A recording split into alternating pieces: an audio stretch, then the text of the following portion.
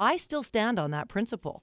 He changed his principles on that, jettisoned them when he saw the polls, and then told us he'd been concealing that from British Columbians for 5 months. What the Premier just said just isn't true. Do we keep going forward, or do we go backward? Well, I can tell you, cabinet submission that was put in place. No, well, you're quite wrong. There was a facts. statement made by the minister. There was a meeting held between the minister, officials of the Ministry of Municipal Affairs, at which time the people were told the Premier does not want this inquiry. This is something which the Premier of Ontario doesn't want to happen. What are you afraid of? What is there in the facts that are out there that you don't want to come out? Here's another example where allegations are made by opposition who do not know the facts.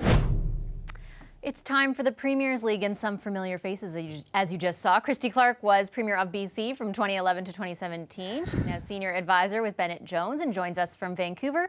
In Toronto, Bob Rae, Premier of Ontario from 1990 to 95. He's also the former interim leader of the Federal Liberal Party and the host of the Political Stripes podcast. Hello to both of you. Great to see you. In the flesh. Those videos were great as well. Ms. Clark, there was a line in there that sounded familiar. Go forward, move forward. Sounds like the Liberals stole your campaign slogan. Let's talk a bit about debates and what goes into the preparation for them. You've been in the spot, of course, before. What do you imagine is happening today and in this past week? Well, the leaders are going to be trying to, and their teams are going to be trying to predict every possible question that they can get. They're going to try and come up with all the right answers, like that are, it's really important that you try and be accurate, because you always get caught if you're not, and you certainly don't want to look like you don't know what you're talking about, especially when you're a prime minister or premier. But I would add, though, relatability and likability, it's way more important for women than it is for men. But I think Jagmeet Singh showed us in the last debate that likability is important for men too. I mean, I think, he came away having made the best impression in the last debate. It was kind of a master class in how to do it. Easier to do it when you're the third party than than the one that's contending for power. But they'll be coming up with their zingers. They got to deliver the zingers without looking like they planned it. They've got to engage authentically. And the best advice that I got from one of the folks that I worked with was, just remember to have fun. And I remember I wrote at the top of my debate notes on the podium, I'm having fun. And I just kept looking at that and thinking, I'm in this debate to run what I think is the best province in the country. I may never get to do this again. Who knows? We might lose the election. I'm going to have fun. Mr. Rae, what was the debate prep like for you? What were the debates like for you? Well, I used to get briefed, and I used to read my briefing notes and briefing books, and I didn't like rehearsals. I never really did those. You didn't like those mock debates? No, never liked those. No, I never liked those at all. And I always played golf the afternoon before the debate. Look, and the reason for that is the most important thing, I think, going into a debate is to have your head needs to be clear. You need to be relaxed, and I think Christy said you need to have fun, or at least look like you're having fun, even though it might seem unlikely. And I think most of what we see now is people are over-prepared, and people are being fed lines by all their advisors, and they're doing the mock and then this and then that. I never really went. I never really went for that stuff. For me, the most important thing was to have 2 or 3 things that you wanted to say, and to be clear in your own mind as to what was the central message that you were trying to convey through the campaign and through the debate. But then also, what is the overall sense of yourself that you're trying to present? So we got to remember these things are a performance. I mean, I agree with Christy that I think Jagmeet Singh did in both the French and English debates was very relaxed. And frankly, when you're at 13 or 14%, I know because I've been there, it's a whole lot more fun. You can just go in and have a good time. I think the two leaders of the main parties, Mr. Scheer and Mr. Trudeau, are perhaps a little tenser because they're a little more worried about really saying something that they shouldn't be saying, and people remembering that. By the way, there are never any knockout moments and that people are looking for. Because everyone's looking for that. There's too many. Particularly when there's 6 people on the stage. I mean, I thought the format, frankly, was ridiculous. And I think the way people talked over each other, now, Christy, don't do it, I think it's. I think it was terrible. I think it was just made for terrible television. It was a terrible show. I mean, you watch it, and you say, "This is ridiculous." I mean, a lot of people, I'm sure, just A lot of people watched it, though, yeah. they watched it for a while, but then they left. I suspect. You see, I know I'm in a tiny minority on this one, but I don't think the debate structure was really that bad. I watched the whole thing. I listened to the whole thing. I watched their body language. I empathized with them lots because it's a hard thing to do, a debate.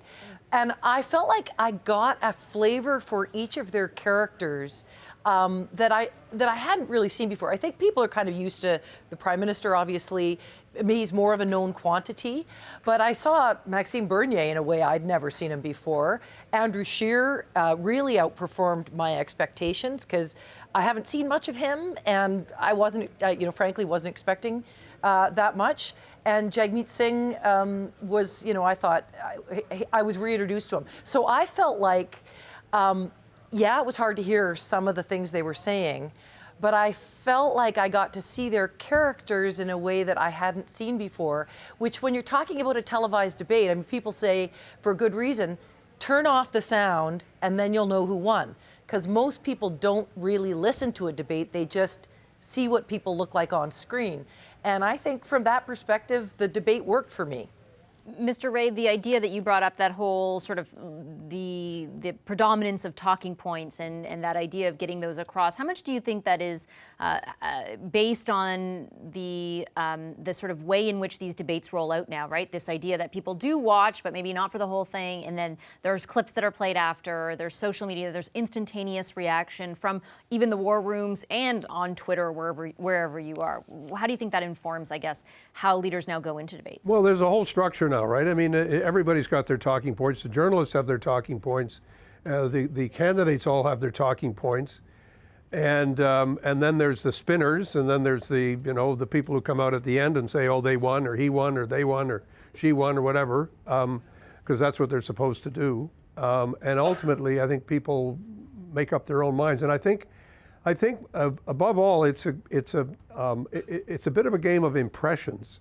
I mean, campaigns are about creating an impression and leaving an impression for people at the end, and seeing who develops momentum as we get into the last couple of weeks. I don't think that's entirely clear at the moment. I still think it's a pretty, anybody can go anywhere the last 2 weeks. I don't think it's set in stone.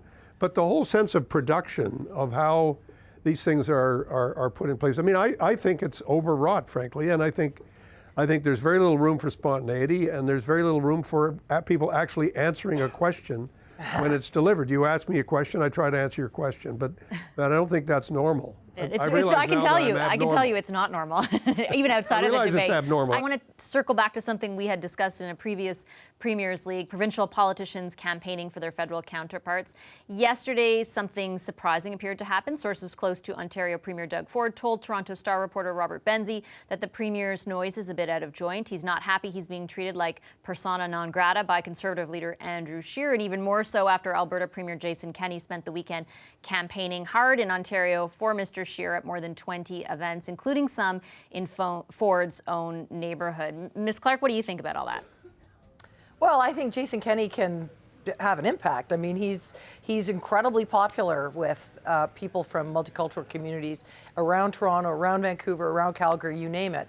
And so I think he can have an impact for Andrew Scheer out there. And the fact is, at the moment, Premier Ford is not popular. I've been there. You don't want to be out there campaigning on behalf of someone when you're not going to do them any good. And I feel like, it's sort of one of those where sometimes it's very flattering to be up in the polls and be invited to help somebody that you like, but you shouldn't, when you're down in the polls, you shouldn't be too hurt, because that's just life. That is just the way politics goes. And Ontario is a pretty, Mr. Ray, it's a very close race right now, right? So I can imagine that every campaign, both the Liberals and the Conservatives, are taking all of their decisions pretty seriously, and the representations they make in Ontario. Yeah, but I mean, it's a little weird to have the Premier as sort of like a non-person. I mean, the reality is the the Premier is, Premier Ford is a very real person. He's got lots of views and ideas. His government is the government of Ontario. It's not like it doesn't exist.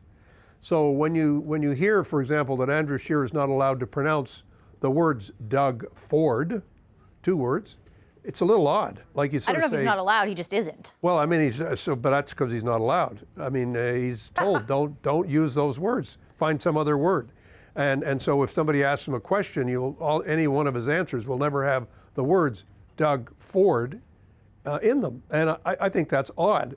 Is it odd? I also think that what Jason Kenney, just one point I'd make is, I think Jason Kenney, it's a little different now that he's the Premier of Alberta, because he's part of a very real agenda in Alberta, and I think it kind of plays both ways. His attacks on equalization, that kind of thing might play well in his own province. And there are things that play well in your own province that don't necessarily play that well in Ontario. So it's not entirely clear to me that it's the same old Jason Kenney. You say, look, I mean, when he was the Minister of Immigration and he was, he spent more time in Toronto than anybody I knew. I used to see him in Toronto all the time when I was a member of Parliament for Toronto Centre. He'd be in Toronto Centre just as much as I was in Toronto Centre. It was a little different, but there he was. So but I don't think it's weird though, Bob. Let Mr. Ray common. finish, and I'll bring you right back in a second. Sorry, you had one last thing to say, Mr. Ray. I heard you. No, just to say, Jason has, Jason is no question. He's a political figure. He adds a lot. I'm just saying it's not like 2 years ago when Jason Kenney would do that. You'd say, okay, I get that. Now he's the Premier of Alberta, and he's coming in with a very different set of messages. I noticed that not many reporters asked him a whole lot about his positions on equalization and all the issues that are taking place in Alberta. We have. It might be interesting to see how that would all play out as he goes to Etobicoke and through the 905. There's everything to play for. So obviously people are being as strategic as they can. The Conservatives wouldn't have brought Mr. Kenney in if they didn't think he was going to be a plus. I just think it's a little much to think that, you're not allowed to say the words Doug Ford, and that the Premier of Ontario is not allowed to even respond when people are saying this and that about his government. I would have thought he'd want to do that, and I don't think it'd be anything inappropriate if he were to say. Ms. Clark, over to you. Yeah, well, I mean, it's not weird at all. This is exactly what happens in every campaign. When there's another politician in the country who's popular, you want to be seen with them in an election campaign. When there's another politician in the country who's unpopular, you don't want to be seen with them. And sometimes that's been Bob, and sometimes it's been me that have been the unpopular ones. And you've just got to kind of. I have no recollection of that. I don't remember that. Yeah, I think one of the things, just back to the debate for a second, that we saw, because Bob is absolutely right. It's hand-to-hand combat out there, and it's going to be very thin margins that elect. And one of the things that I think happened as a result of the debate is you stop seeing the Liberals, like the Liberals' argument has really been, if you don't vote for us, hold your nose and vote for us, even if you don't like us, you're going to get Andrew Scheer. What you actually, I think, saw in the debate was that there is a value in voting for third parties, that people who vote for Jagmeet Singh or Elizabeth May or Jody Wilson-Raybould may end up voting for people that hold the balance of power in a minority government. Now that's really significant. And for the first time, I mean, for example, I said to my son who's 18 casting his first ballot, why don't you go out there, it's your first ballot, and vote for the person that you think is best. Don't vote for strategy, because this may be the only election where it's so clear you could elect someone that will actually hold the balance of power rather than having to vote for a party that you might not like. Fair point, Mr. Ray? Well, look, I mean, people are going to vote for a whole bunch of different reasons. And they're going to vote because they don't want some other candidate to win, or they don't want some other leader to win, or they don't want some other party to win. That's a perfectly normal thing for people to do. It's also the case that there will always be people who will vote on conviction. They'll vote because they believe in this candidate or the other. And we can overthink these things. I mean, I've never been somebody who said, you know, you got to vote for me because I'm the only way to stop. So those arguments are often a little bit bogus. And it's also, what's also bogus is that you are going to know in any particular race, well, who is likely to win in one riding or another, what's the effect of that going to be. People don't vote for a minority parliament or a majority parliament. They vote for the party that they think is going to form a government or is a party that they believe in, and it'll be one or the other. But I do think it's only reasonable for people to say, if there's somebody you really don't want to win, then you'd better think carefully about what you're going to be doing on election day, because the consequences of not doing that may be that the party you don't want to win is going to win. And I don't think that's a ridiculous thing for somebody to be thinking about as they're going into a voting booth. Week and a half to go. Thank you very much to both of you. Really appreciate it. Look forward to our talk next week. Thanks to Thanks a former lot. premiers Christy Take Clark care. and See you Bob later. Rae. Hi, I'm Vashi Kapellos, host of Power in Politics. See more of our show by subscribing to the CBC News channel or click the link for another video.